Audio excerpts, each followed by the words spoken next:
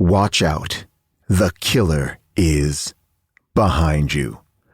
Literally. We saw Malignant, so you know what that means. Now it's time for How Did This Get Made? We're gonna have a good time, celebrate some failure, not just be a hater. Cause you know you wonder, how did this get made? Let's wallow in the mediocrity of subpar art. Perhaps we'll find the answer to the question, how did this get made? Hello, people of Earth, and welcome to How Did This Get Made? I am Tall John Shear, and we are in Scaretober. That's right. How Did This Get Made is attacking the world of horror films for October, and we're starting off with a film that the day it came out, everyone rushed to tell us it needed to be featured on the show. We didn't even watch it before because it was so overwhelming. And boy, oh boy, you picked a great one. Malignant just came out. It's currently on HBO Max. It's a James Wan film. Look, we're going to say this. If you've not seen it and you want to not be spoiled, tune out now, because I don't think there's a way to describe this movie or talk about this movie without the spoiler. I'm going to try right now to explain what's going on without the spoiler. There is a killer on the loose. We don't know who it is. There are many leads, but all signs point to our lead actress. Is she the killer? Only time will tell. And I guarantee you, if you knew nothing about this film, you are not going to guess who the killer is. And boy, oh boy, I cannot wait to describe it and talk to you all about it. But let's do it with my two co-hosts. Please welcome Jason Mantzoukas and Miss June Diane Rayfield. How are you? Paul, I'm great. I thought that was a valiant effort to try and explain the movie without a spoiler. I'm now going to explain the movie with a spoiler. Okay. That is not entirely true, but this movie posits the question, what if Drop Dead Fred was a horror movie? Okay. Yes. And here's what I will say. Because for a good portion of the movie, it appears as though the killer is the imaginary friend of the lead, the lead character, Madison/Emily. And if you want to see that movie done better, the Drop Dead Fred horror movie, may I suggest Adam Egypt Mortimer's film, Daniel Isn't Real, with Patrick Schwarzenegger. This already exists? Oh, it's phenomenal. I love Daniel Isn't Real. Wow. That is an imaginary friend killer movie, and it's fucking great and weird and really, really good. But yes, you're right. This is Drop Dead Fred. Well, not even. I mean, yeah. But then it's not. It's not. Yeah. Because then it's a quado. It turns out to be kind of a quado. Reverse quado. And it's so interesting because it takes so long to get into what the movie is. I mean, so long. And I know horror movies, like we're waiting on the twist, but this twist, it truly did feel like it happened in the last 10 minutes of the movie. You are watching a solid 90 minutes of a very slow-paced drama about a woman who is dealing with some PTSD from having lost a child and her husband being brutally killed. Her abusive husband. Yes. Her abusive husband. She's lost, and I believe she's lost 4 children. Yes. In utero, and her husband is abusive. He is then killed, and she appears to be being, because I also thought this was like, and I'm not a big, I think maybe you guys, I'm not a big horror movie person. So in the beginning, I thought, oh, is this a poltergeist riff? Is this the villain is inside of their house? Because the house that they live in is this kind of beautiful, that's constantly being, foregrounded in this menacing shot, these establishing shots. And I was like, oh, is this a House is the Bad Guy movie? And then I was like, oh, no, it's not that. Well, I was constantly trying to figure it out in that regard. There were so many establishing shots. You're right, Jason, of houses, different types of houses. Yes. Different levels of houses. I mean, the thing that I was actually upset that the twist came so late, because the movie and what ends up, the basic premise of the movie is that in utero, Emily, Marissa, whatever her name is, had a twin that didn't survive. And so sort of instead of that separate embryo being, taken out and aborted out of the body was absorbed into her. Which is something that does happen. Yeah. Listen, we've had our own personal experience with that. My sister. A parasitic twin. Yes. Yes. They're called vanishing twins. It's called vanishing twin syndrome. Oh, okay. Where you have a twin. And I think, they now, like, we all might have been twins. Because they've only started doing Who have you been talking to? What do you know? Well, I'll tell you. I think one of my sisters was a twin because she had a cyst removed. Oh boy, and it had hair and teeth. Yeah, and that has a name. Is that called like a? That has that collection of hair and teeth has a name. It's called like a. I want to say it's a Bezoar, but that's a Harry Potter thing. Those things have a name. I'm so sorry. Go ahead, June. No, but they said to her that she probably was a twin. I also have a family history of twins, but it was probably a twin that was absorbed. So there's this extra DNA that's in your body. Now, that's called, by the way, that Jason was saying, a dermoid cyst. It's a sac-like growth that's present at birth. What we're talking about here is a parasitic twin that occurs when a single embryo in utero begins to split. Single embryo, yes. But it doesn't complete, and then the dominant twin develops as normal, and the extra twin does not. The parasitic twin is somewhere between a conjoined twin and a vanishing twin, or a twin that was reabsorbed, and it always shares the same genetic material as the viable twin, as they were once the same embryo. Therefore, the parasitic twin is always twins. The same gender. Oh, I didn't know that. The parasitic twin is always the same gender. Okay, that's interesting. Yeah. So this movie is flouting science in that way. Otherwise, the movie is totally right on, but in that way only. Everything about it is medically, like they used this movie in med school to understand. Well, that's why I think it was so dry for that first 90 minutes, because it really was almost like watching a documentary about, about the process of giving birth. And, it was very, very this dry. was sort of my cautionary tale to all of us, to be quite honest. Now women are getting ultrasounds at 6 weeks, 7 weeks. But when we all were in utero, if you can harken back to that time, we weren't. I remember it well. You remember it well. I remember yesterday. it well. I miss it. I have so much uterine nostalgia. I know. Especially now. That's what kind of got me through this whole quarantine. Is I just went back to that spot where I was like, that was fun. That was a great 9 months. But just an FYI, a lot of us could be twins. Yes, a lot of us could have malignance. And we would never know it. We would never know it. We would just be out there falling into a trance at night and then walking and crawling backwards on. Okay, so here's my question. This is what I said to Paul. This is what I said to Paul. Did this twin, because at some point her sister, who's not her biological sister, who's her adopted sister, I don't know, says that she, that Gabriel, her twin, her tumor twin, is caused all of these multiple miscarriages. But I thought that Gabriel wasn't activated until she smashed her head in the wall. Well, I think what's happening is Gabriel is still inside of her, but the smash to the head that kind of activated it, that kind of hit the sensor off, that made Gabriel kind of appears to be able to open and knit itself back together at will, depending on whether or not Gabriel wants to come out. But what the sister says to her is, at one point, Gabriel grew stronger by feeding on your babies. That's why he's come back, is he was feeding on your babies, and that's what strengthened him. And then the final straw was when her husband hit the back of her head, where Gabriel lives, into the wall, thus creating a rupture that allowed for Gabriel to come in and out of consciousness or whatever. Right? You can kind of hear it described in this scene right here. Maddie, I know you couldn't hear me.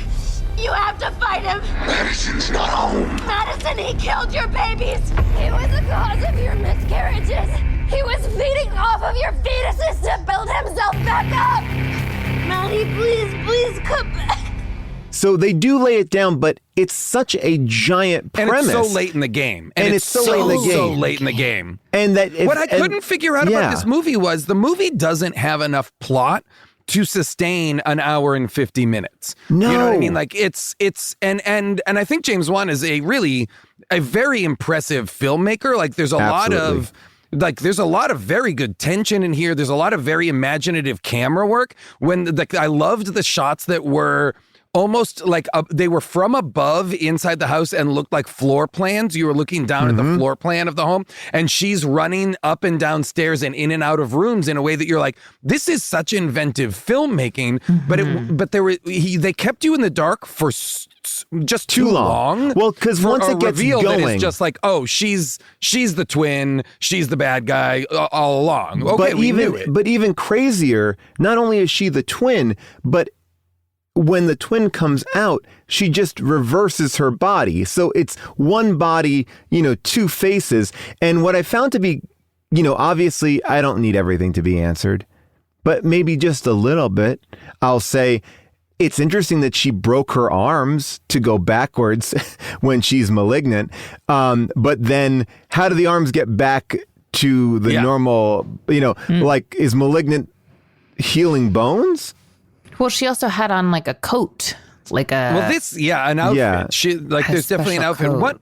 One of the things that I really couldn't ever understand, and I'm curious if you guys have a thought on this, is it seemed like the majority of the movie, of all of Act 1 and half of Act 2, seemed to present Gabriel, or the villain, the murderer, as a supernatural being, a phantom, a ghost, a ghoul. He eats electricity, and he communicates through radio waves. Like he is beyond. So there are all of these supernatural elements, and they do that thing which I think all modern horror movies do, which is long black hair covering the face and backwards crawling and speedy movement, uncomfortable backwards walking and crawling. That which fight, are the two fights in the police precinct and the jail from the 1970s that she was, I guess they just haven't cleaned out that jail since they arrested all those perps from like a Sidney Lumet movie. From all walks of life and all times. I was like, is this a time traveler's jail? But I'll tell you what, Bob, I'm in here for having a jazz cigarette. You know what I mean? Like, it felt like everybody was from like a different era. I really was confused about that jail cell. But that breaking of the arms, because they really show you when she transforms into malignant, I just don't get how those arms come back. Because even when she goes back to being herself, she gets those arms back under control. Is it she double jointed? Is that what they're trying to say? I don't know. Unfortunately, there aren't enough reveals in this movie to sustain the length, right? This movie, I think, would have been much more fun at an hour 30. Yes. At an hour 30, and it's just because we realize so quickly, the bad guy is killing the doctors that tortured him and his sister. That's the setup. Okay, there isn't even a twist on that. That's just what's happening. Well, and it's just so all we're left to wonder is who. And it's either a supernatural being or it's Madison/Emily. There wasn't any misleads. There wasn't any, maybe it's this person or maybe it's that person. The imaginary friend element, I was like, oh, is that the twist that people are talking about? Like that's, because everyone keeps on saying, oh, the twist in this is pretty insane. And I was like, the imaginary friend isn't like that. I mean, it's bonkers, but whatever. But I will say that. Why are you saying, Paul, that she's turning into malignant? I just want to call her malignant. I don't want to call her Gabriel. Gabriel, that's an inch because I noticed that as well. You think you think it's called Malignant? Yeah, I think the bad guy is Malignant. Yeah, Malignant. Okay. Because the doctor said it is malignant. So like Gabriel. You're saying that as though it's like Did Gabriel name have a or name? something. Did Gabriel have a naming ceremony? Did someone name Gabriel? Who's coming to your dinner party? Oh, Matt and Karen, Malignant, Jeff and Kathy, Malignant and his girlfriend Emily. As I said to June, I was like, throughout the movie, I would say, "Oh, Malignant," because I knew that Malignant was. I think that Malignant is a better name than Gabriel, and Gabriel. I just want to go back and say that this movie opens before we see the abuse of the husband. It opens in this 1990s. It's a doctor recording her captain's log for this patient, and they show you the damage that little Malignant can do, and then you believe that this character is dead, but obviously, why would that scene be in the movie if that character was dead? But that was the only thing that made you believe that there was something like a real person invested in it, right? They basically establish Gabriel both by name and evil action in the opening scene, so that you believe, the mislead is, you believe that the villain is either Gabriel is still alive, or Gabriel is now a specter or a ghost or something that is haunting them, or in the you don't know radios. why, but you understand definitively that Gabriel is so as an effort to kind of throw you off the scent that Emily / Madison, what's her name? Right? Madison? Yes. There is our main character is Madison her real Mitchell. name is, and her birth name is Emily. Yes. And to throw the scent off of her, because you're like, no, this is happening to her. She's not the villain, because we know Right. Gabriel is probably what's going to be at the root here. I mean, I will say I was pretty entranced by the main actress who played Emily / Annabelle Wallace. I just really, really loved her, and I spent most of the movie thinking about her hair and whether I could get it and how I could get it. And I think it would be easy. I mean, it's a giant black wig. I mean, she is normally a blonde. So good on her. You should be Malignant for Halloween. I mean, Malignant for Halloween would be great. That's and a great idea. I could be Kiko Shaw. Wait, Paul, you think you could be Kiko Shaw? Yeah. Okay, cool. But there's Kiko a Shaw. very Detective Kiko Shaw. There's a very specific type of hair on ladies, which is like there's bangs and then there's like a sheet of hair, a sheet.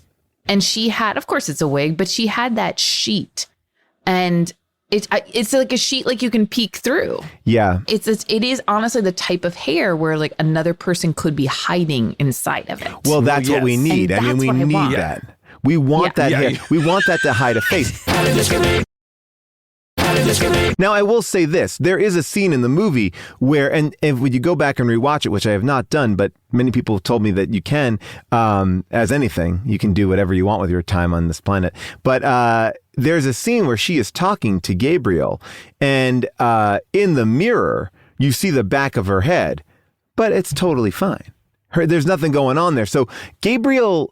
This idea that Gabriel is like literally in her head, but can still use a telephone, like that was these are the things that I'm having. Gabriel speak. Yeah. Because Gabriel does seem to have a mouth. He does talk to her. He does talk to her through different technologies, but also like inside of her head. Like when Gabriel's taken over, she is hearing his voice through her own hearing, like when she is not in control of her body. So again, like what this movie has a lot of trouble with is rules, because and I'm not for nothing, because to define the rules would be to give away the movie. Right. It would be to give away the reveals. And so, but I do believe they're building up for a sequel here. So the sequel will be very much so. The sequel is going to be where Malignant gets Malignant on vacation. If you're Madison, right? Yeah. Madison, who says she doesn't, that would be amazing, just like Speed 2. Yeah. Cruise control. Exactly. Malignant 2 on a cruise. The thing about Madison is she says she doesn't remember anything before she was 8 years old when her sister, the scene where she's in the hospital and her sister arrives in a princess dress. Yes. I was like, I want more of this in the movie. I like that relationship. inexplicably, the sister is dressed for a costume party where she plays a princess, like a Disney Yeah, she was princess. coming from a birthday party. Yeah. I thought the sister was great. I mean, She was great. very As sort was of taken Maria with these Bello, too. actors. Yeah. I mean, here's the interesting thing about the sister. So early on, when Emily was a child, Malignant she was able to sort of quell and quiet Malignant once her sister was born. Right? Well, no. Wasn't that the Malignant whole was idea? also Malignant was That's in her the whole head as idea. her, but Malignant was. I think this is a really like a metaphor for like being the youngest or being the ignored child, right? Because Malignant is sort of like trying to have her wreck her family's life because doesn't she have the knife in her hand when she's about to kill her parents? And she's like, it's Malignant. So Malignant is or Gabriel rather, is trying to make her hurt the baby because what they say is that Gabriel knows if she is given, because remember she is talking at the beginning about like wanting a blood relation or wanting someone. And so Gabriel recognizes that the new baby is a threat to his relationship with Madison/Emily. So he wants her to kill the baby, but she doesn't. And in doing so, allows for herself to have a bond with her sister that makes Gabriel hasn't been talking to her from 8 until the head injury. Right? Like she hasn't been hearing That's from what I Gabriel. thought. Well, I guess Gabriel's just been munching on those fetuses. And it's just been, yeah. Right. And So I guess you're right. The head trauma is what wakes him up. I mean, my God, when you see this moment. Strap him into the chair. You've been a bad, bad boy, Gabriel.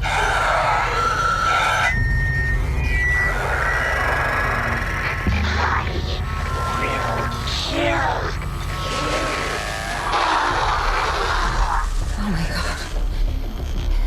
He speaks. He's broadcasting his thoughts. I thought we could help him, but I was wrong. It's time we cut out the cancer. And then after that moment, they proceed to show you how they cut out Gabriel. So this was going to be my question as well. They operate and they remove all of Gabriel's like physicality, his little arms, his rib cage, all of the stuff that's on all the back stuff that makes of, Gabriel. Yeah, all the stuff that's on. Like again, like if you've seen Total Recall, it's like a Quado, but in scenario. reverse and in the head. Quado's in the belly. Yes. This is more in the head. Oh, it's also like Harry Potter and the Philosopher's Stone when Professor Quirrell has Voldemort on the back of his head, and it's been in his turban the whole time, and you just haven't seen it, you know. But that's the vibe of it, and so they cut out the whole thing. Wouldn't Madison's back have so much surgical scarring that she would be like, what happened to me? Well, what I found so interesting is when they were doing this surgery, and I was watching, and look, I'm not going to lie, I was watching it through, a hand over my eyes because that kind of shit grosses me out. I'm not into that. Like, that's not fun for me. I don't want to see up close surgeries. I'm not into that on TikTok. I'm not into that in a movie. And as I'm watching it, I did see them like kind of like they couldn't cut all of Malignant out, so they just kind of pushed it together and then just like closed her skull on it, like the way that you kind of pack a suitcase when it's a little bit too full. It's like, just get in there and we're gonna get it down. Like they just kind of pop some of Malignant in there and then close that skull on top of it like a trunk, a packed trunk. Brain. And that's the thing is when Gabriel comes in and out of dominance, he is able to like almost Unhinged. like the curtains opening, like a cuckoo clock. Her skull opens, like her hair parts and her skull cracks open. Gabriel's deformed face comes out when he's in charge, and then when he goes away, it's like, and the show's over, and her skull knits back together. It's like, that's why they call them curtain bangs. I want our shirt to be a cuckoo clock with Malignant coming out of it. Just it's Malignant time. But what I couldn't figure out was like, and I felt like the movie wanted to have it both ways, which was, is Gabriel corporeal or not, because like one of the great like little moments inside of early in the movie that I was like, oh, this is what I like about James Wan. This is why I think he's a good filmmaker, is like when the husband has been like relegated to the downstairs and he's like, huh, what's going on? He's looking around. We see the hair covered, blah, blah, blah. And we see there's like, scurrying and Malignant shows up in the background a little bit. There's a moment where he sees Malignant sitting on the couch. And then he walks over and the couch cushion like compresses. Like the couch cushion goes from being sat on to not sat on, right? And it just rises like weight is coming off of it, which I thought was such a good tiny way to show that there's something here moving that you can't see. But what I couldn't figure out was, well, isn't that make Malignant a ghost? Well, that's what was a misdirect that made no fucking sense. Because, and by the way, it was a cool thing, but it didn't add up because Malignant is just Madison. Yeah. I mean, it's a body. I'm going to say a body that moves at quite a clip. I mean, it's very much. It's very much like The Ring. Like The Ring, it's like she can get on all fours. She's scurrying around because Malignant like drops from the ceiling. I was gonna say Malignant's always in the ceiling. Yeah, always able to like have supernatural scurrying powers. Yeah, Malignant doesn't seem like Malignant gets shot like multiple times but then Madison the next day is never hurt. The bullets don't go into Madison unless Malignant like was catching him with his like little gnarled teeth. I will say that there are some things that don't. I mean, there's many things that don't make sense. I will say that the introduction of this husband that you have to kill off right away and not feel too badly about, but you also need to like set in motion. There's a lot of things that have to be accomplished within the first 3 minutes of the movie of present day, which is she's got to lose her child. She's got to be abused by her husband to activate Malignant.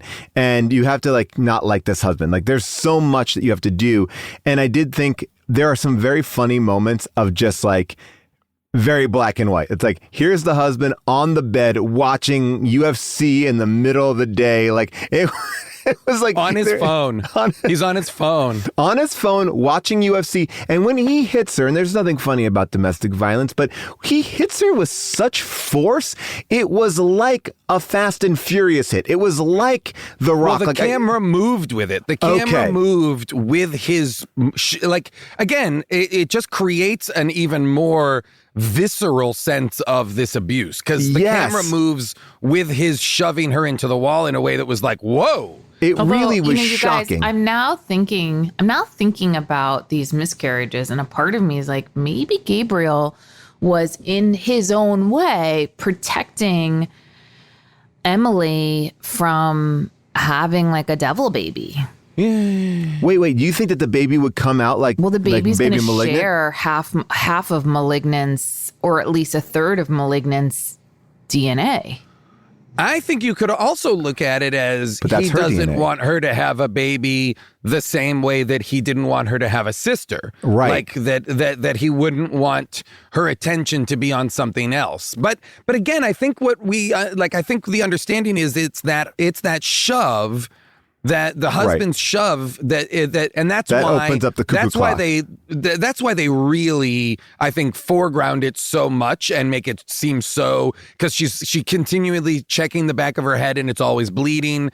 Like that shove is what awakens Gabriel. That is the inciting incident, I think, that brings Gabriel back to life, back to reality. Back to the way things used to be. Anyway, how do you want me? However do you need me? Malignant. However do you want me? However do you need me? It would have been amazing. Fucking kill you. It would have been amazing if, like Bumblebee, he talked through songs on the radio. Instead of having a voice on the radio, he had to use like existing songs, and so he used the dial goes up and down, and it's like back to life, back to reality. But isn't that what Bumblebee do? He does that in the Transformers. That is Bumblebee's game. Oh, but this is Malignant. Oh, sorry. I'm saying it would have been funny if that was Malignant's game. Here's the thing that I didn't quite understand. how she gets rid of Malignant at the end. Oh, in the mind Paul jail? You kept on saying like multiple times, Paul, like, she put him in prison. She put him in prison. Yeah. She Put him in my imprisoned prison. him. Yeah. Oh, yeah. But like, how did she do that? And how can I do that with my negative thoughts? Oh, wow. Well, Okay. I mean, she basically justifies it by saying the mind powers that you have, because we share a mind, I have them too. And now I know how to use them. You know what I mean? Like that's the exposition that's given. It's not good, but that's what they say. Let's play a little bit of this mind prison scene. Now I can do all the mind tricks you can. No. Not possible! Did you forget? We share the same brain. I didn't ask to be tethered to you. You don't deserve your body. I can use it better than you. Not anymore. You don't get to control me ever again. It's over, Gabriel. I'm taking it all back. My mind, my body, my everything. Now you get to live in a world that I create. You can't lock me in here forever. You'll always be stuck with me. Sooner or later, I will get out. I know. But next time, I'll be ready for you. This scene is insane because it's the first time. All right, so what we see is every time that Malignant kind of comes out, or every time that she has this thing to kill, like the entire backdrop goes like it becomes almost like oil and water kind of rushes into the frame, and the background disappears. Like that happens a few times in the movie. And at the end, Malignant's out there doing Malignant stuff, and then all of a sudden the oil and water kind of wash over the scene, and now they're in this mind jail, kind of like Sherlock Holmes's like mind vault, Memory Palace. Yeah. And now they're both there. No. Okay, so I can explain this. Sorry. Okay. So what we're talking about is what is revealed when we get the reveal that Madison / Emily is also Gabriel / Malignant, that they share a body, that Malignant exists on the back of her body. So when we've seen this character killing people, it's actually been Emily, but Emily is trapped inside of a psychological prison so when Malignant takes control of her body, she is trapped inside of her own head. Right. And Okay. so let's say she's in the bathroom, right? And what you described as it all melts away. Yes. And now she's in the hotel room of the bad guy that she's the doctor, or is the doctor that she's going to kill. Right. What has happened is probably in the bathroom, Malignant takes over, traps her in that room, and then Malignant goes to the guy's house and she watches from inside Malignant's eyes what Malignant's doing.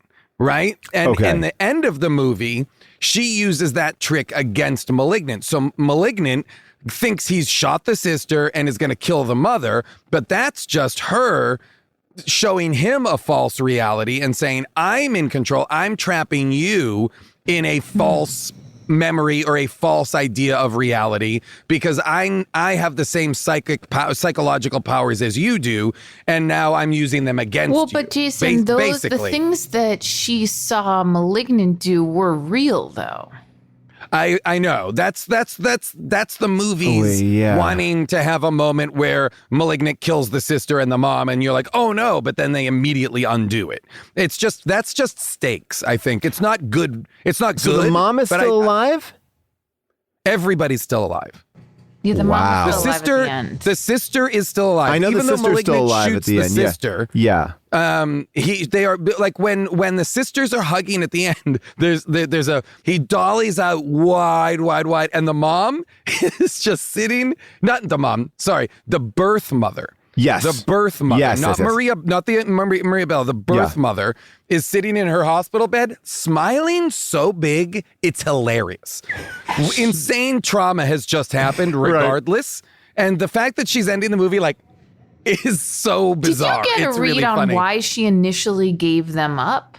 Them meaning Malignant and I think if you, it's in the video. There's a video where the Dr. Weaver is interviewing she's like 15 years old, and her mother says it's an abomination and she wants to give it up. Right. Wow. It's confusing. It's confusing because the footage looks identical to the footage of young Madison / Emily when she is a child. They both have essentially the black bangs, straight black they hair. They look too similar. It's similar. And the movie is very dark. I mean, again, big James Wan fan. I think Aquaman is one of my favorite DC movies. But there is some darkness in this movie that is unexplainable. Like when they go into the morgue to look at the body of the husband, it is X-Files office dark in that like autopsy room. Like, I mean, it is. How about the fact that the sister goes to an abandoned like asylum on a cliff? She parks on the precipice of a cliffside, and at night she goes to it like the Hogwarts. It's Hogwarts in scope and scale. It is massive. It's like she goes to Arkham Asylum on the coast and goes of into Seattle. the records room.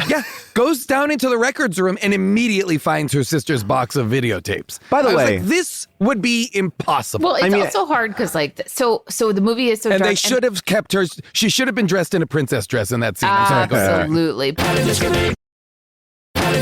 When the mom falls out, so Malignant has taken the mom from her job as a tour guide in the subway systems or some such. She does an underground Seattle tour, which is actually a real thing. We should all do it next time we are on tour.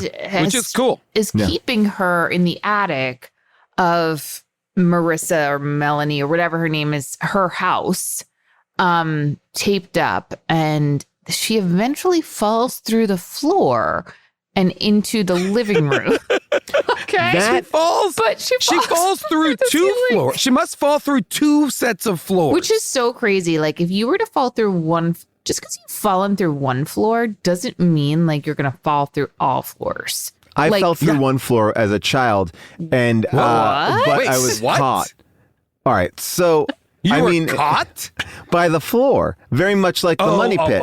Like by the floor. Like yeah, that's the funniest shot in any movie. I thought you fell through the floor and someone was just like boop. Well, we had an attic, and I was always told to stay on the beams. You have to stay on the beams. And there was, I'm going to say it's asbestos, but it wasn't asbestos. It's like that pink fluffy stuff, whatever.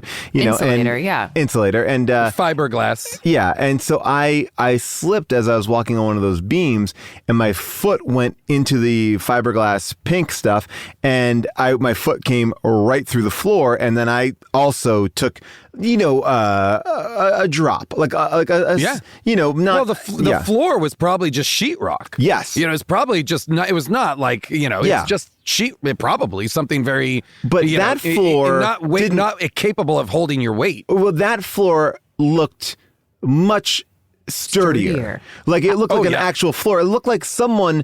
Almost Malignant's been walking around up there all the time. But Malignant it looks like Malignant's like hideout. But Malignant, why does Malignant need a hideout? Because Malignant is her. Malignant can sleep in the bed. Like, does Malignant need like time to like exercise? like Malignant's only been alive for a handful of days. Sometimes when you need a space to just be yourself. I would have loved it if there was like a Peloton up there.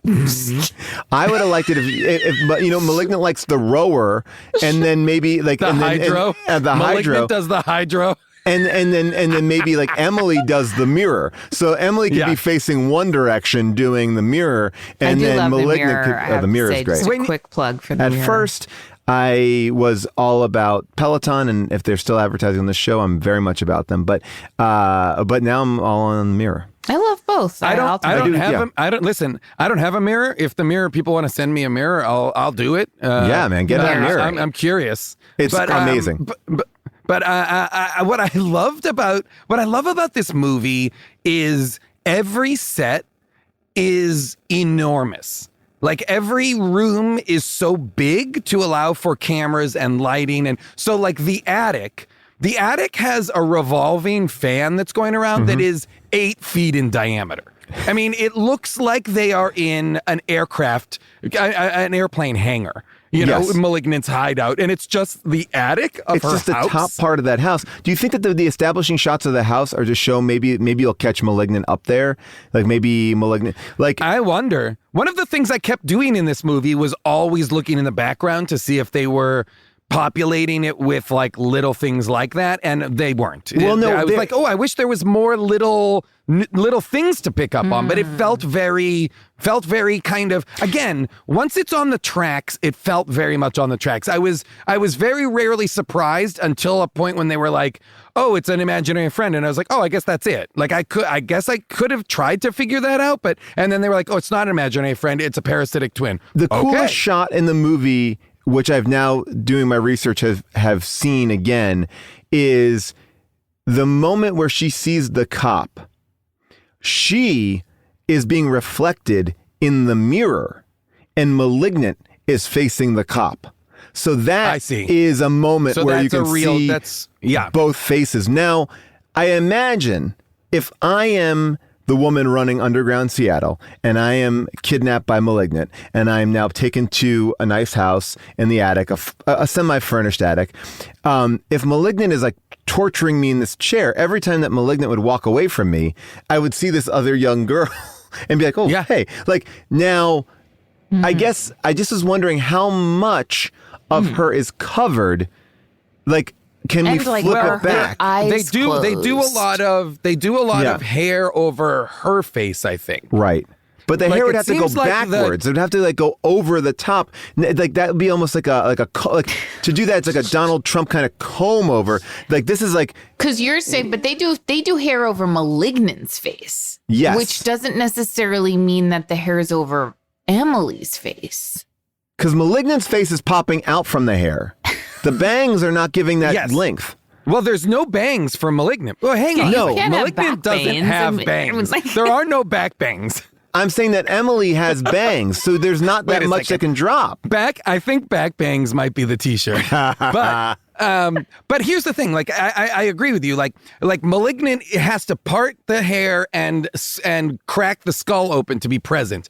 But what the movie in the early sightings of Malignant, I think Malignant is the hair that is on the back of Madison's head is being flipped back over Madison's face. So it looks like, because in those first sightings of Malignant... Can you do that, June? I don't think you can do that. Malignant seems to feel like it is a Cousin It or Captain Caveman style covered in hair. But I don't think that hair can... I mean, look, I'm no expert in hair, so don't trust me. You guys are talking about two different things right now. So Jason's just describing the Malignant's hair, which, yes, is almost covered. But Paul's question is, what about her face on the other side? I think when Malignant comes out, that hair gets pushed to cover Emily's face. So you're thinking that like that door that opens almost creates more scalp? I'm going to take down my hair. Let's see if we can test this. Well, that's my issue. Yeah, that doesn't work, June, because you'd have to crack your skull. Remember, the skull gets cracked open. So, but even if I pulled this hair, if Malignant's popping out over here, even if I push this all forward, my face is still going to peek through. But what if you pulled all the hair? You're not doing any of your top hair. But you see, Jason, that top hair is not going to... That top hair is bangs. No, the back hair comes across. No, you can't lift up back hair like that. Like it's not like a garage door. Like, listen, I agree with you guys. I'm not trying to disagree with you. I think they're trying to have it both ways. I think they're trying to hide Emily's face as much as they can. Of course. When Malignant is in charge, so as to not tip you off, except for Paul the mirror scene that you just described. Now, why does Malignant have a coat on? Look at what June is doing. Look at what June has just done. Yeah, so June's covered. Is Malignant. Fuck, that's Malignant. Oh, fuck. Paul, get out of there. Fuck, Paul, Malignant. Didn't like the way they perceived young children who are coming. Well, June, your voice has changed. June, your voice is different. Tune into the deep dive this week. Jessica and I will be talking to Kulop Vilaysack. All right. So I like that, June. You've proven that Malignant works now on multiple levels. I guess I did, but I will say, to your point, Paul, it didn't look like that from the. It didn't look like hair was going over. And I think that's where we're getting in the weeds now with like training. I urge all of our listeners, here's what I'll say. I urge all of our listeners to try and malignant yourselves and send us the pictures to our whatever. Malignant yourself. Hashtag malignant. How about malignant? Malignant. Hashtag malignant. And show us your pictures of your best malignant. See if you can get your hair to do it. And we need it to look good because we also have to remember fight scenes in here too.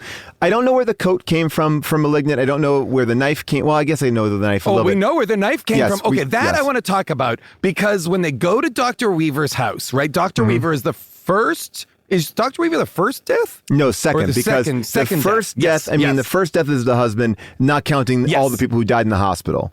Sorry, you're absolutely right. Okay, so the second death, we see Dr. Weaver, and Dr. Weaver has like a set of trophies on her shelf. I'm so glad we're talking about these trophies. One of which just says "Excellence in Surgery." That's what the trophy says, and the trophy is a sword.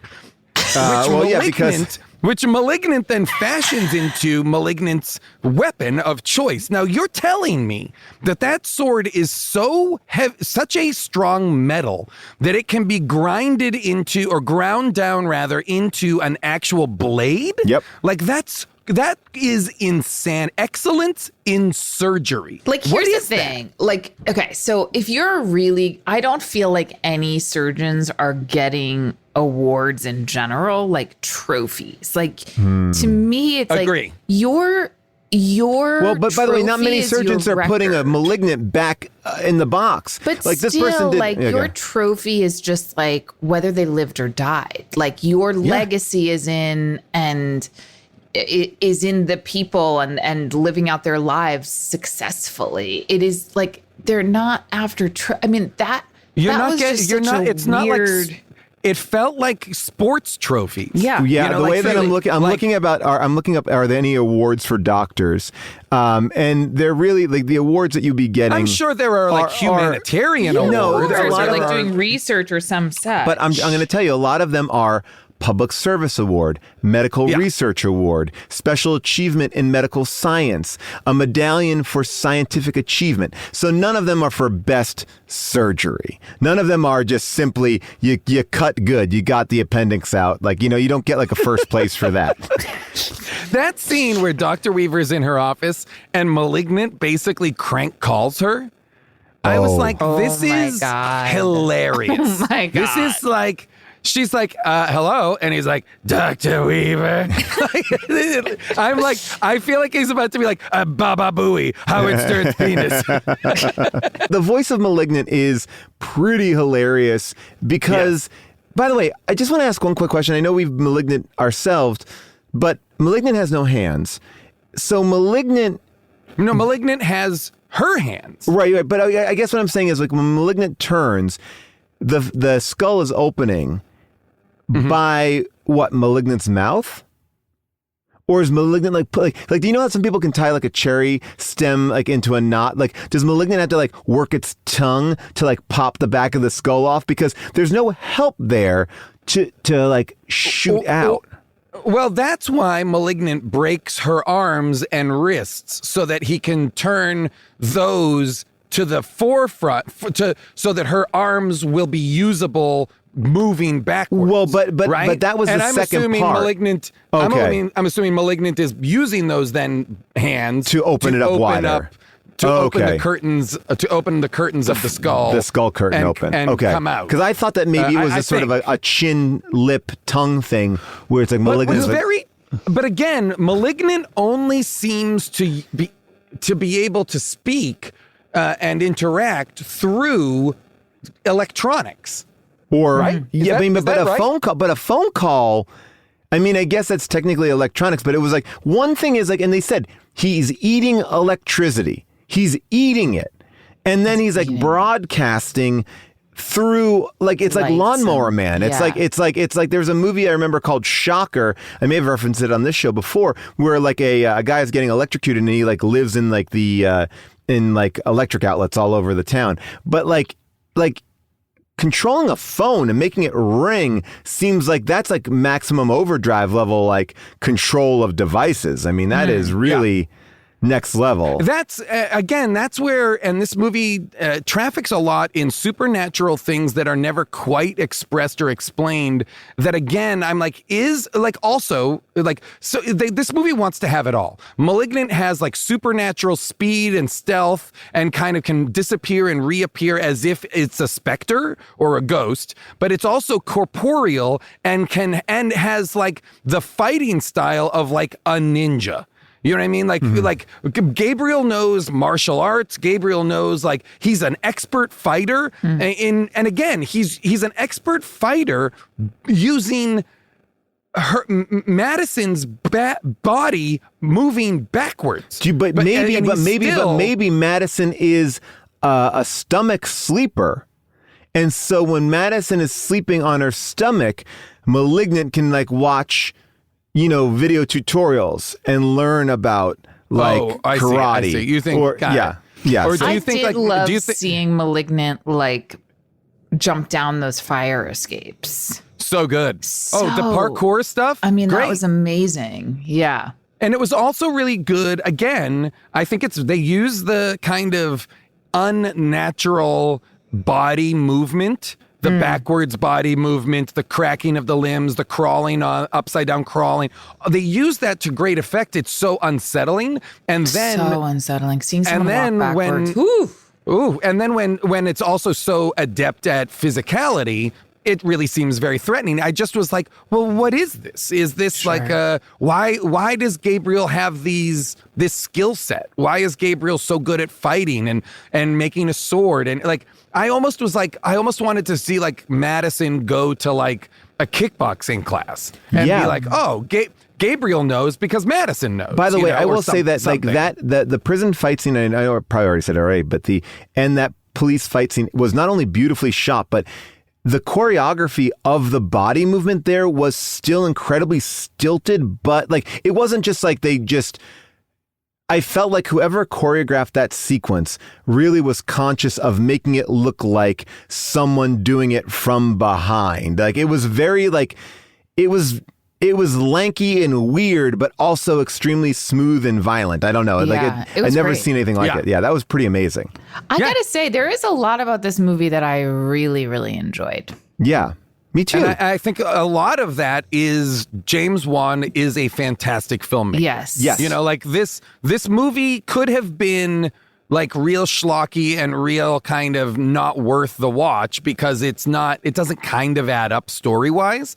And it could have been disappointing if it was not well shot. And it's not just well shot, it's beautifully shot in a lot of ways. Like the action sequences, there's tons of very long, interesting oneers that go from upstairs to downstairs. Like I said before, that's that piece that takes place in an overhead shot that lays out like the floor plan of the whole house below is fucking cool, man. There's like a lot of beautifully done choreography and geography setting of these fight scenes and these uncomfortable chases and all that stuff, which I thought were great. Like the cop chasing Malignant out of the jailhouse, into the tunnels, through the brick wall, squeezing through small areas. Like I thought that was all great. I will say that there were some things that were weird, and I think there are some moments where, I mean, obviously we talked about some of the logic of it, but there were also some moments that I did feel like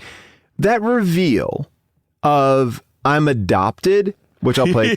Take a listen. Only I'd been able to have a baby. Don't do that. This is not your fault. It's not what I'm saying. I wanted to know what it felt like to have a blood connection with someone.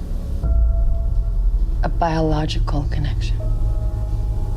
Maddie, what are you talking about? Mom and Dad took me in when I was 8. I don't remember anything before that. Mom told me that my biological mother died during my birth. Sydney, I'm adopted.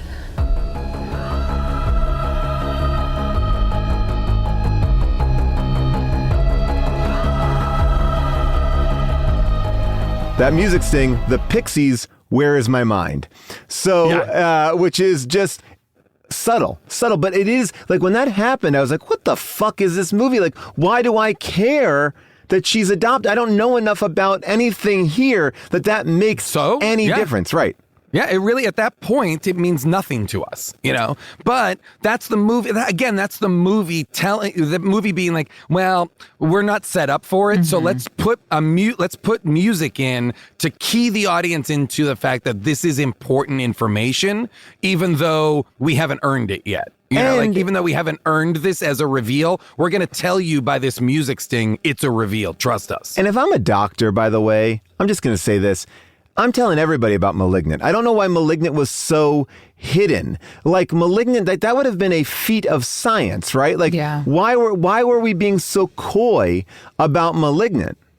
Yeah, like I would assume there are books and publications and all sorts of, you know, studies on Malignant, but.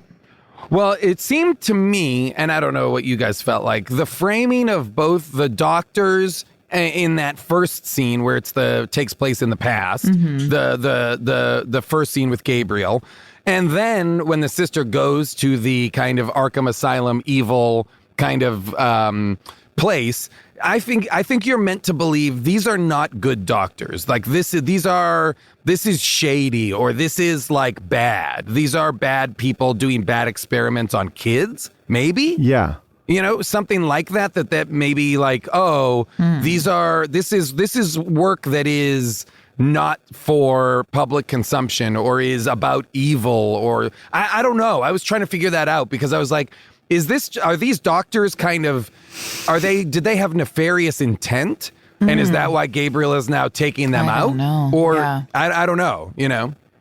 I mean, it's that thing where I was like, clearly Malignant is part of Madison's house, because it appears in the house so often that I was like, oh, why don't you just leave the house? But again, because the movie is so long, she stays there so long that you're like, get out of the house. But because you don't realize yet she is malignant, she just seems to be operating so against her own best interests that you're just like, I don't understand why she doesn't just go to a hotel or whatever. Maybe or live with because her sister.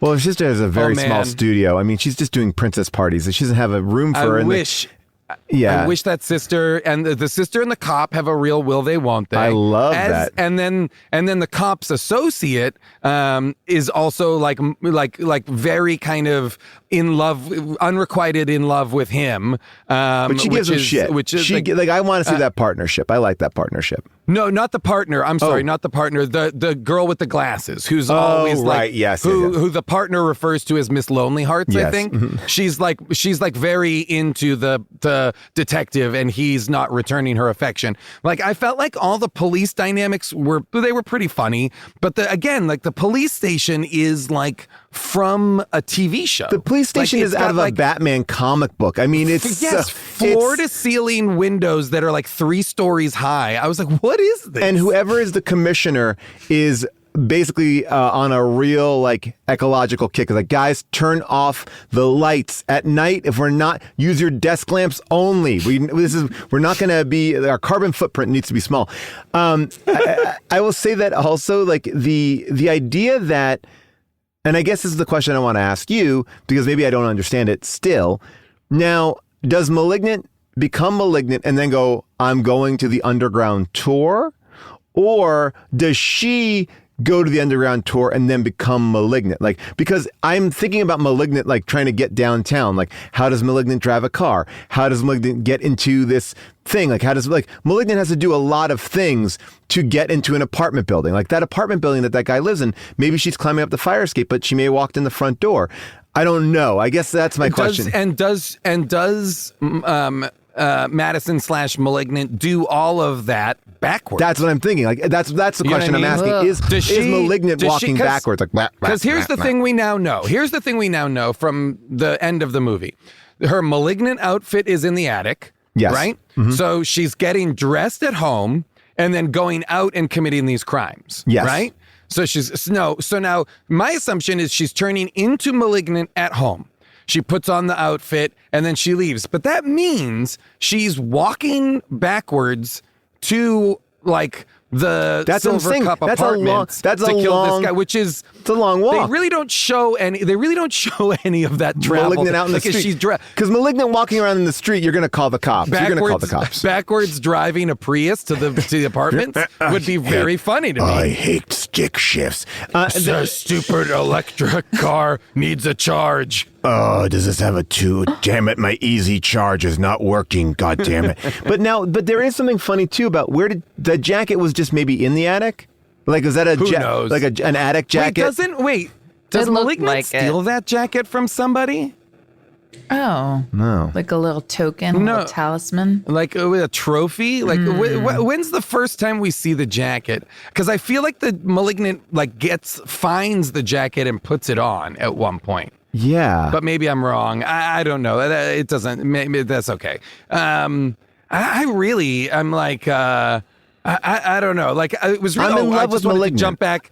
I just wanted to jump back to the cops again, because the detective does have a wisecracking partner who, when they do a sketch of Malignant, she says, "So I'm putting out a bolo on Sloth from the Goonies." Yes. Genuine laugh. I really laughed hard there. Genuine laugh from me. Very funny.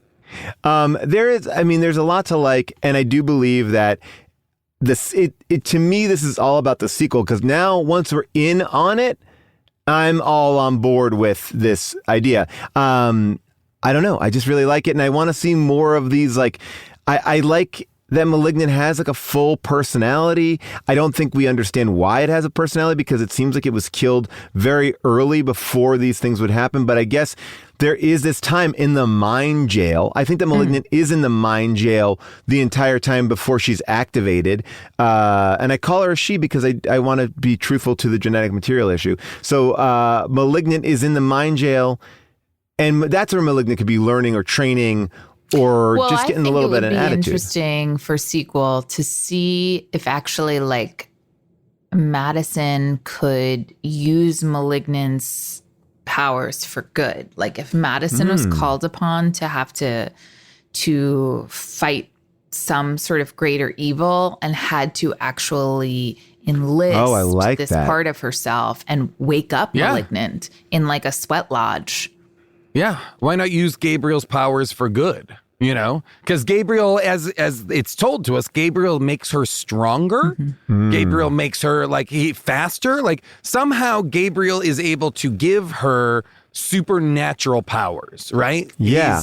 He's that seems to be true. Like he lifts heavy objects and throws them. Like, and when we understand that that's her, she's doing that. So she must have some sort of, like, this would be a character in a comic book that would present first as the villain and then would be brought in and be like, well, if you can keep your demon under control, you can use it for good. Get us Malignant.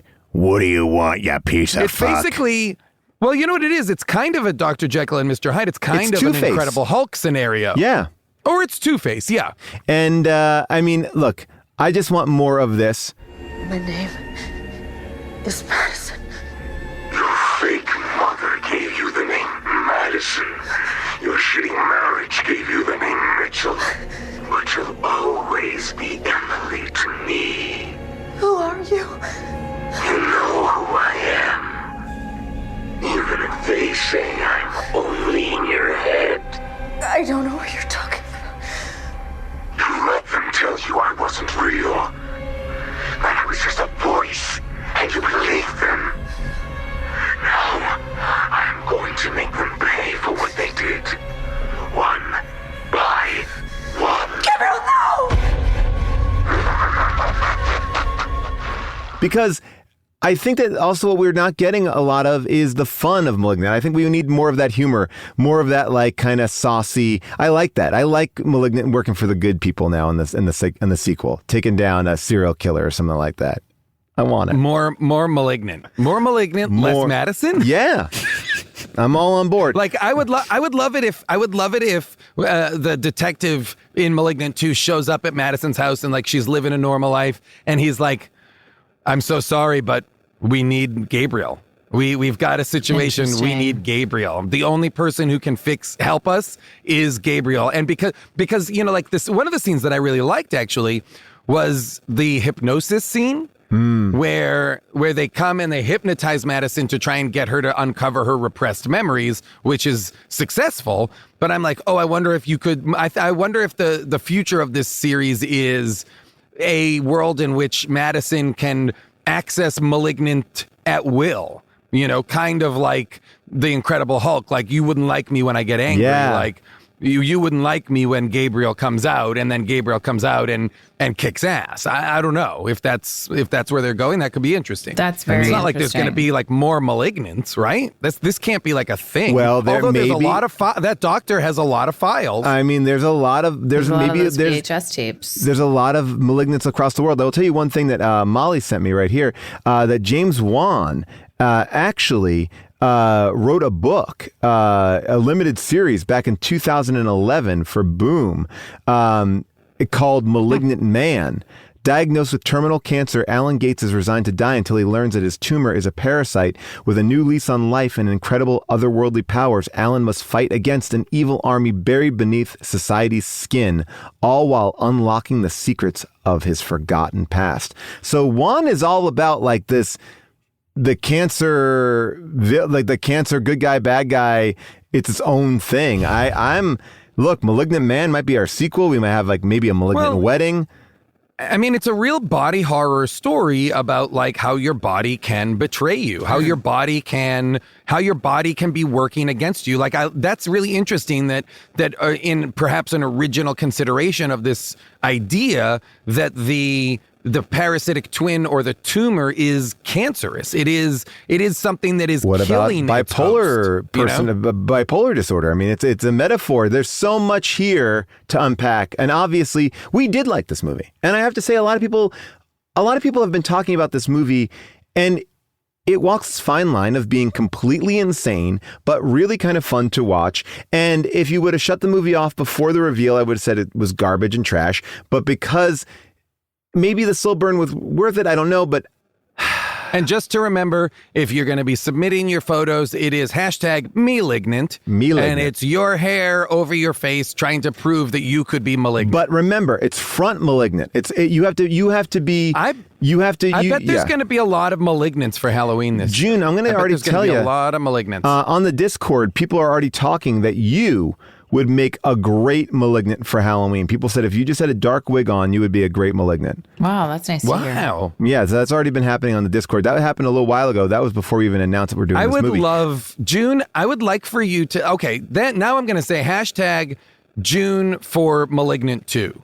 Ooh. Like, I want you in this sequel. God. I want you in Would you do a movie like this? Would you be able to do a movie like this? In fact, I told you I was so taken with this actress, and I just thought she was so good and so interesting and beautiful to look at. I would be honored to step into I thought she was shoes. great. If you like her this much. But I would have loved this movie more if you were. Jason. Yeah. And by the way, June, I'm your biggest fan, and I'm going to tell you that I think you would have done a great job. And I think what you would have done better, and I'm not saying that there's not much to do here better, but I'm saying, but what you would have done better was I would have seen you be more afraid of Malignant. I didn't feel like we really got to see her.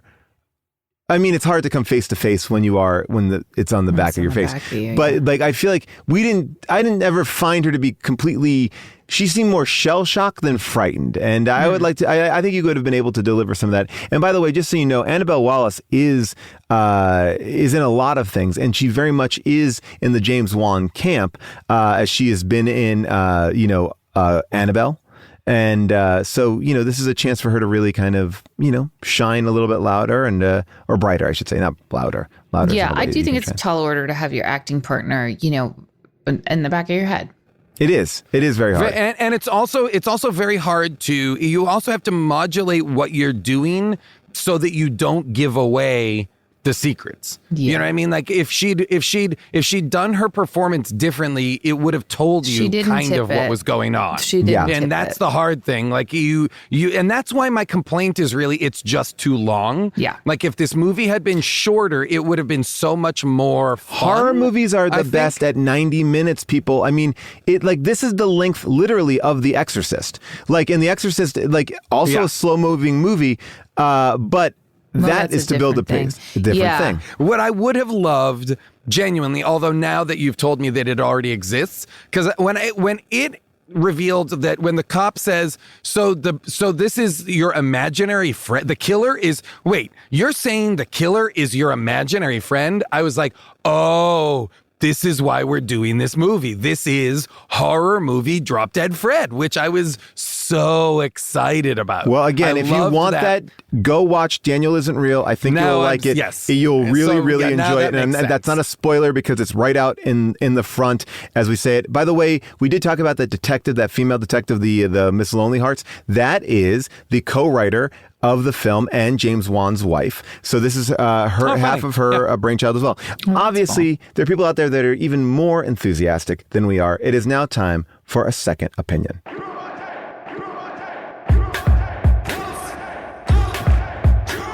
The movie was a piece of shit, yet this person recommends it. Tell me what is the message? Maybe that art is subjective. I need a second opinion. All right, so here are just two quick reviews because right now the movie just came out. So we're on IMDb. We're looking at the reviews. So far, it's getting about a 6.3 out of 10 stars. But I think the people who get it really get it. And this one from Juggle Your Jeep says 10 out of 10. Me and my friend went in to watch this unrivaled masterpiece together and came out with 8-pack abs from nonstop laughing. Astonishing, hilarious, James Wan. You absolute genius. 10 out of 10. Cured my depression. And then this one is pretty much all in caps. It's written by Kaizen and Deep, and it goes like this. This is my first review on IMDb. I only came here to tell you this. You guys have to watch this. I was blown away by the climax. Honestly, the first hour and 30 minutes were straight up a ripoff of Insidious, a movie with no real scares, which I'm sure is why some people gave it low ratings, and I'm not gonna lie, I was bored as heck. I felt like I wasted a bunch of time. And then the climax started to happen with a huge revelation, which felt like it was new to the horror genre. It instantly changed the story. I am mind blown right now. I give it 10 out of 10. Take it. There are not many horror movies that are this innovative. This will probably be the best horror movie this year, or maybe for years to come. Very innovative. Loved it. James Wan is awesome. 10 out of 10. And there you go. I mean, all the other reviews are essentially... I texted a friend who's a horror movie person, and I said, hey, I'm supposed to watch Malignant for the show. I'm sure you've seen it already. What did you think? And they were basically like, my favorite movie of the year. Wow. I was like, what? So because I fully was expecting like, oh, you're going to have a blast. It's perfect. And they were instead like, no, it's awesome. I loved it. So then I watched it kind of inside of that, and being like, oh, I think this is good filmmaking, and I think there's a campiness to it that is intentional.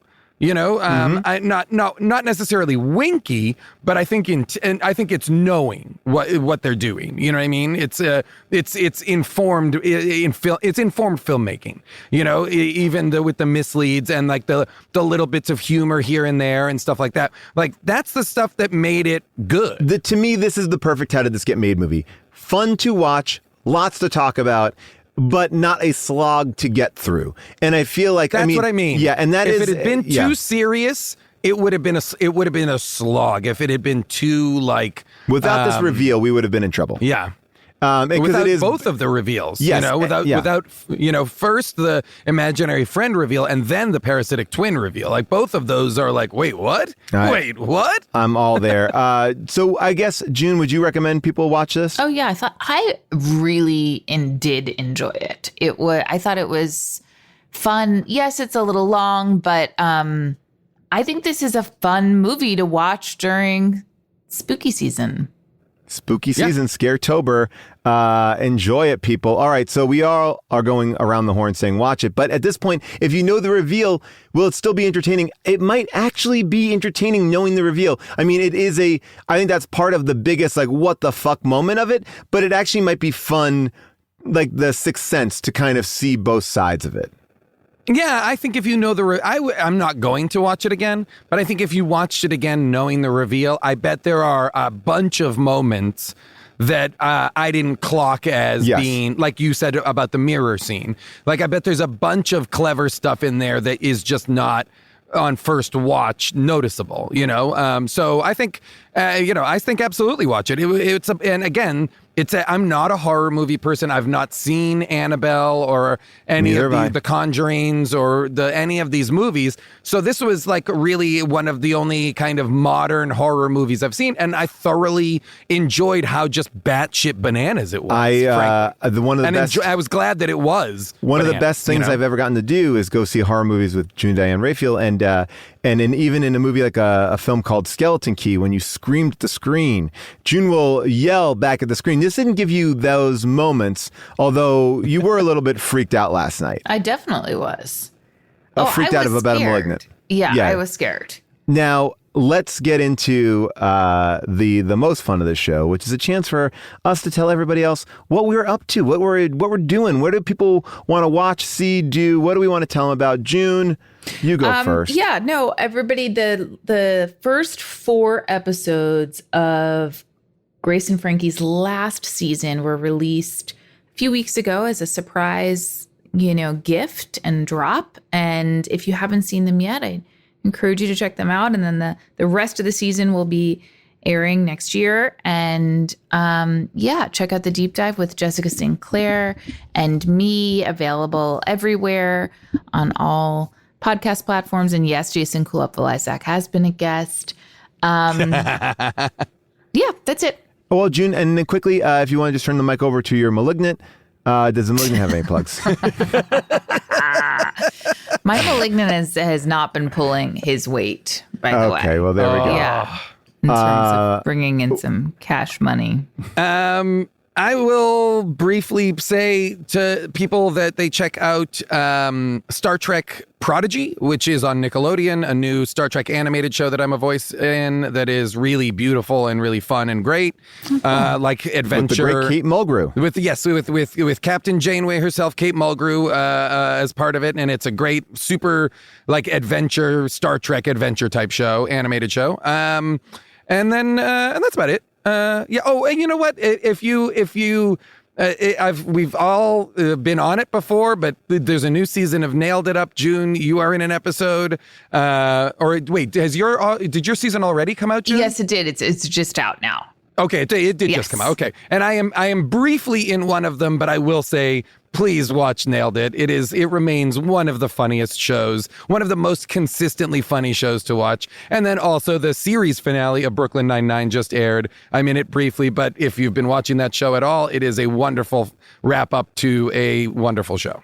One more plug. Paul and I were just on an amazing episode of the Blank Check podcast, hosted by Griffin Newman and David Sims. Blank Check podcast talks about directors' filmographies. If you like this show, I suspect you will like Blank Check. It is a fantastic talk about film. And we went on to talk about, they're doing John Carpenter right now. And we went on to talk about the movie Big Trouble in Little China. We talked about it for over 3 hours. 3 hours. So it came out, I think, this week. So please go to wherever you get your podcasts and check out Blank Check, the Big Trouble in Little China episode. But also their whole Carpenter season has been fantastic. If you go into their archives, they've done it's one of my favorite podcasts. They are truly a great companion piece podcast to us. They are really, really fun. And just really quickly, June and I are together in Star Trek Lower Decks. My character, Lieutenant Billups, who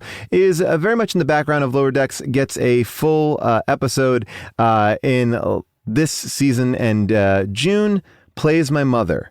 And that's all I'll kind of tell you about that. But I think I gotta watch this episode. I think you will enjoy the premise of that. Keeping the trend of Scaretober going, Unspooled is doing Scaretober right now as well. We are in the middle of The Exorcist. Time out. Wait, what? Wait, time out. Yeah. You guys are also doing Scaretober, so are you just like, did you start doing Scaretober over there and you're just calling our thing Scaretober as well? I kind of am branching them under one giant umbrella. I don't know how June feels, but I don't like being under the umbrella of Scaretober that exists. I want our thing to have its own nomenclature. Of course, look, go on the Discord, discord.gg/hdtgm or discord.gg/Paul Scheer, where you can continue these conversations. Should it be hard to get made or Scaretober? Sometimes people just like to, mix and match and get some good movies and some bad movies all mixed together. Anyway, a big thank you to our producer, Cody Fisher, our audio engineer, Devin Bryant, our MVP, Molly Reynolds, our producer who picks all of our movies, Avril Halley, our researcher, Nate Kiley, all of our amazing people who do our art. That is the ghost of Craig T. Nelson on Instagram, otherwise known as Zach McAleese, and of course, Kyle Waldron. You can see all of their work on our Facebook and Instagram pages. Make sure you get on the Discord where the conversation does continue, and we have a beautiful big How Did This Get Made Discord, which is just, I'm so happy with how it's been, and our amazing moderators there. They have been fantastic, taking it off the Earwolf boards and bringing it over there. So if you have not checked that out, check that out. And if you want to continue the conversation, let's do it next week on a mini episode. You can give me a call at 619-PAUL-ASK. That's 619-PAUL-ASK. And as always, you can offer up any questions about your life, your job, anything at all. We will answer them all. And just so you guys know, I forgot about this.